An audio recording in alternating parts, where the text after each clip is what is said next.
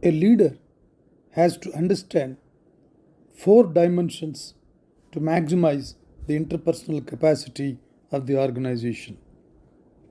You must understand all four areas of relational work because when you match employees' interests and skills to their responsibilities, everybody gains. Number one is influence. Professionals who earn a high score in this dimension enjoy developing and extending their sphere of interpersonal influence. They take pleasure in persuasion, negotiation, and the power of holding valuable information and ideas.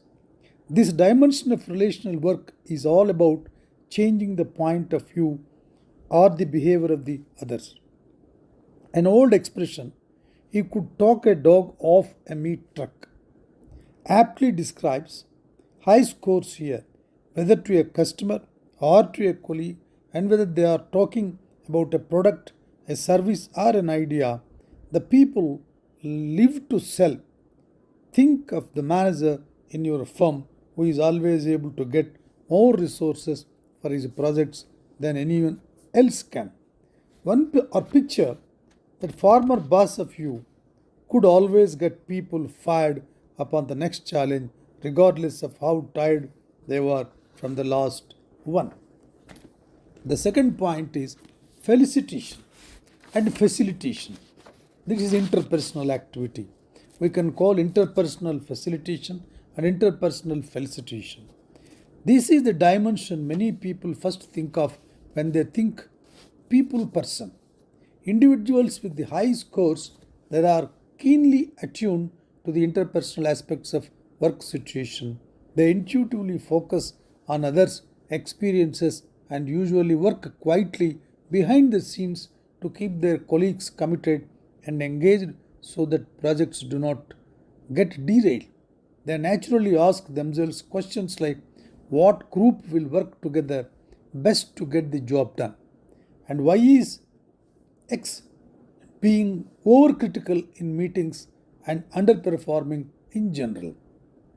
What sort of assignment does X need to grow and feel more competent? Another important thing is individuals skilled in the interpersonal facilitation often work behind the scenes to keep their colleagues committed and engaged so projects do not get derailed. This is an important product of this. Relational creativity. At its core, this dimension is about forming connections with groups of people through visual and verbal imagery. This is the relational work being done when an advertising account team conceives of a campaign, when a marketing brand manager develops a strategy to reach a particular consumer segment. Although relational creativity in business is most commonly used for persuading customers to buy and investors to invest, it is different from the influence dimension. Professionals skilled in influence convince others on a person to person basis, whereas people talented at relational creativity use images and words to arouse emotions and create relationships with groups. Another important point is team leadership. Individuals who score high in this dimension need to see and interact with their people very frequently to feel satisfied. Conversely, the more time they spend in front of a computer screen, the worse they feel and perform. Professionals with a high level of interest in team leadership love managing high energy teams in busy service environments and enjoy working both with the team and with the customer. The leader real ideal job might be overseeing a busy resort or a retail store. The difference between individuals who score high team leadership and those who do so in the influence dimension is their interest in managing people. This is one of the great traits for a successful leader in any business organization or in any other organization. People who excel in team leadership always want to work through a group. They are the embodiment of the player coach role. The team leadership, if he has no interest in influence, however, so you would never want him to be in a deal making role. Clearly, people, people are not interchangeable. That is why it is so important to align your employees' relational talents with their job responsibilities. Then, hiring wisely. It is relatively easy to assess most technical abilities when you are considering hiring someone. Skills in other fields of analysis, information technology, sales, and other functions can readily be vetted. Evaluating person's relational abilities. I repeat this sentence. Evaluating a person's relational abilities is a bit more difficult. Try the several techniques available to correctly choose out a candidate's skills in the four dimensions of interpersonal relational work. Influence skills. If you find yourself wanting to hire the candidate, regardless of talents, probably a master in the influence dimension, some other signs to look for include a history of being elected leadership positions and a broad and deep professional network, especially outside the person's current place of employment.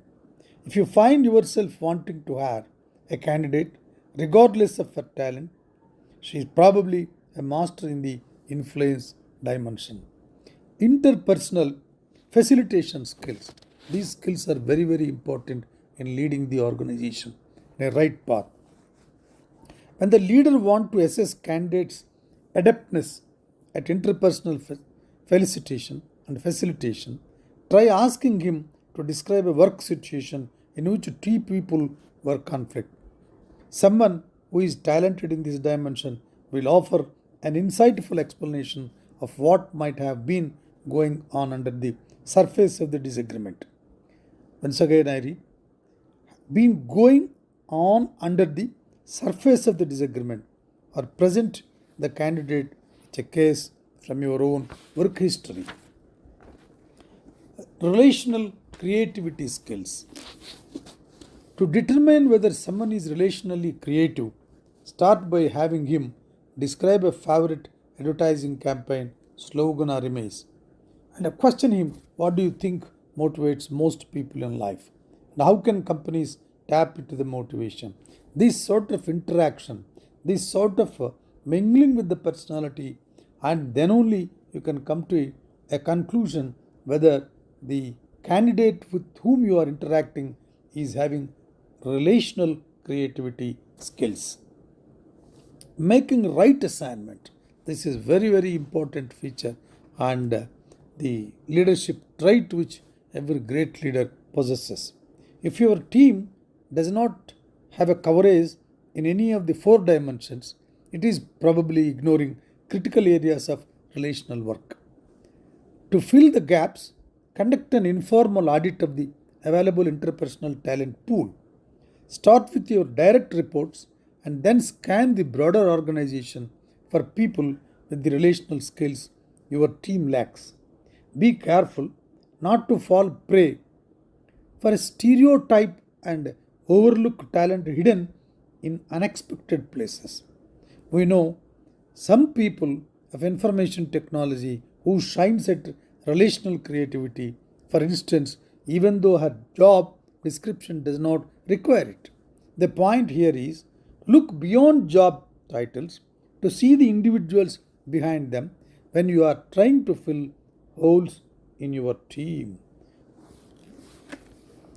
Of course, the audit of the company's talent pool, the audit of the company's talent pool is one good instrument or a method or a tool for the leader to lead the organization, because that will reveal you the need to look outside the organization. If that is the case, be sure to ask questions that will help you assess each candidate's relational interests and skills during the interviews. If you do need to bring in someone new, either internally or externally, to balance a lopsided group, you will want a person with interests and talents, not just in dimension that the group needs, but also in one of the group already has, that will help him again to acceptance more easily. That will help him again for acceptance more easily.